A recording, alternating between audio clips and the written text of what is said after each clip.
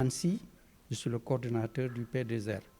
Cette première réunion du comité de pilotage marque un tournant décisif dans la mise en œuvre de la composante 1 qui consiste à mettre à niveau 200 entreprises. Par un processus transparent, nous avons eu à sélectionner un premier lot de 55 entreprises venant de 8 régions qui vont être validées par le comité tout à l'heure.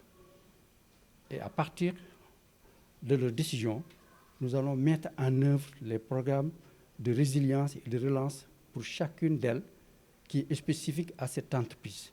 Soit c'est de la production et de management, soit c'est de marché et de finances pour les appuyer.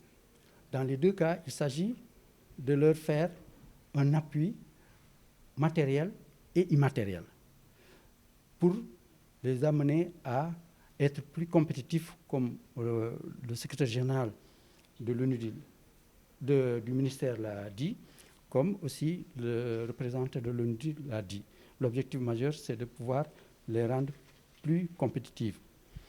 Et dans ce sens, nous allons développer donc des enveloppes financières adaptées à chaque plan de résilience pour pouvoir donc les accompagner en utilisant des consultants nationaux qui vont mettre en œuvre ces plans de résilience adoptés et validés par ce comité. Bon, c'est des secteurs qui sont impactés par la pandémie.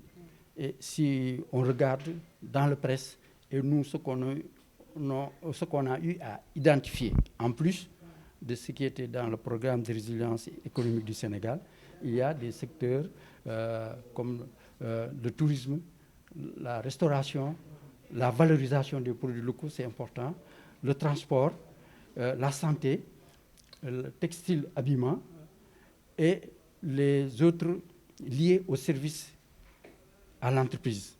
Ce qui fait que donc c'est assez vaste comme activité et nous allons les appuyer chacune dans des actions spécifiques à leur métier. C'est 3 ans, d'avril 2021 à mars 2024, pour une enveloppe de 1,3 milliard dégagée par l'Union européenne.